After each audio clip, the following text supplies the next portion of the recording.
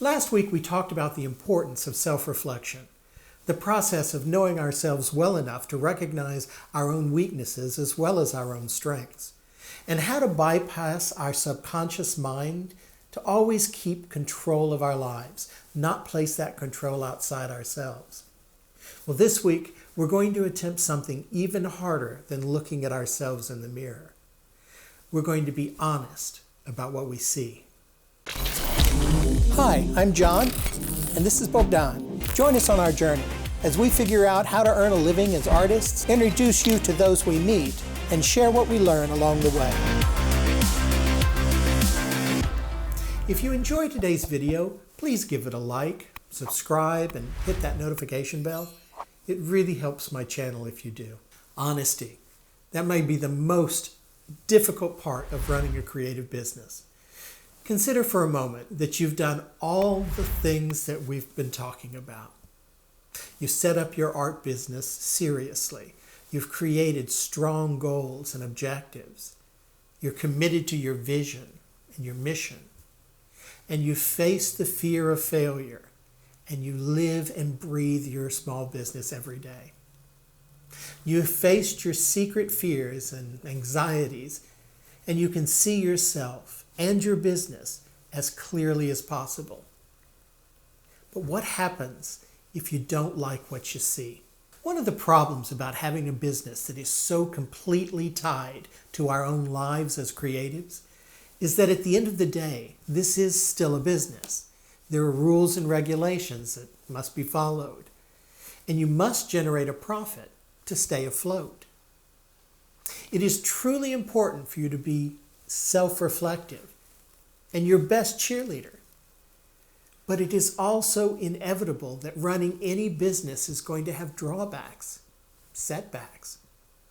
We have to be able to look at ourselves and our businesses honestly and be realistic about what we see. Now, I'm not retracting anything we've discussed before about being positive, being a risk taker, or being able to self-motivate and self-reflect. All of that is true. What we need to do now is ensure that we can deal honestly with the issues that do arise and not be either overly critical or Pollyannish. I can take an example out of our own art career. We were chugging along, making a living off of our photography and video work when we added the fine art branch of our business. We knew ourselves well enough to know that it would take a while for us to gain recognition in the local art scene, and perhaps longer for us to build a steady collector base for our art. People knew us as the video guys, not the artist guys.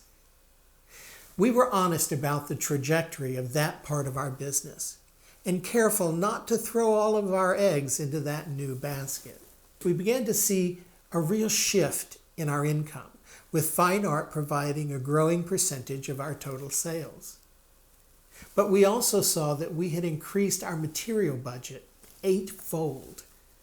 When we started out our business, we already had purchased video and camera equipment.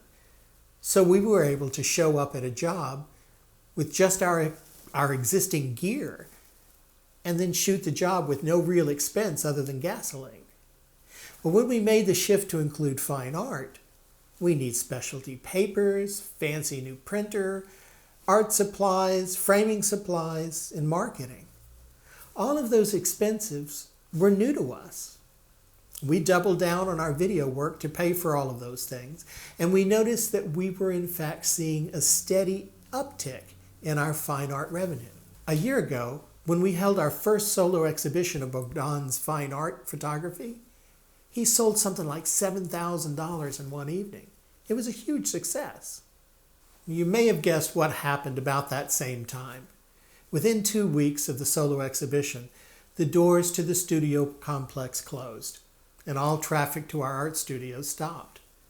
Our video work came to a standstill as well, other than some real estate photography that we were able to do in model homes, where nobody was actually physically present when we shot the photos. We looked honestly at our business, and we knew that we were running on borrowed time. We obtained a grant from the Small Business Administration, which saw us through the worst of the pandemic shutdown. As we examined what was happening, we noticed that art businesses that had a strong online presence seemed to be doing much better.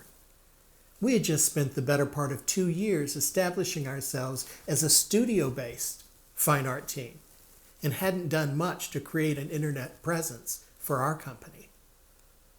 As the months rolled by, we had to take a realistic review of our business model and consider our options. What we saw was that we knew that we were talented enough and that our artwork would sell. We also had enough experience to know that we absolutely loved the fine art market, and we couldn't see a path forward without creating art.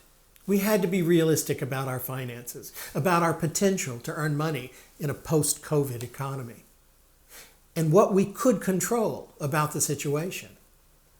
We were certainly discouraged, afraid, and upset about where we had landed, and wanted nothing more than to blame the pandemic for our woes. But my point is that none of that matters when looking at the numbers. We had a clear set of choices. We could give up the business and go find jobs. Not an option. Push only the photography and video side of the business and leave the art production for later. Also not an option. So we decided to continue the art business and find other ways to market and fund our expenses for that part of the company. It's a bit of a gamble, to be honest, but it's one that we're facing honestly and reevaluating constantly. So where is your creative business today? How have you weathered the pandemic economy? How are you ensuring that when you look at yourself and your business, you're doing so honestly and realistically? It may be that your business has improved during the lockdowns. Congratulations if it has. But how are you preparing for a new environment as the economy opens back up? Is your business at risk? I want to be really clear that I'm not suggesting that a deep dive to look honestly and openly at your business is going to be easy, or that it will be simple to distinguish between your needs and desires and those of your creative freelance business. I'm also not suggesting that if you do take a long, realistic assessment of your risks, that you're going to come up with the right answers. We've decided to push ahead, and that may be a terrible plan. We don't know yet. The point is that there is a plan, and we must all create a business environment in which we can make the best decisions possible with the best data available to us. And that must mean that we can never, ever avoid looking deeply and honestly into a mirror, even if we're unhappy with what we see reflected there. As part of our plan to get out into the online world with our art, we're starting a weekly live Zoom meeting where Bogdan and I present and discuss some of our art. It's a half-hour show every Thursday morning at 11 a.m. Central Time. We'd love to have you join us. Though we're going to record the sessions if you can't make it at that time. Send me your email address and we'll include you in the invitation list. Or you can always go to my website and sign up for the newsletter. I'll add you to both lists if you do. Have a wonderful week and stay honest and realistic in your creative life. See you next time. Bye.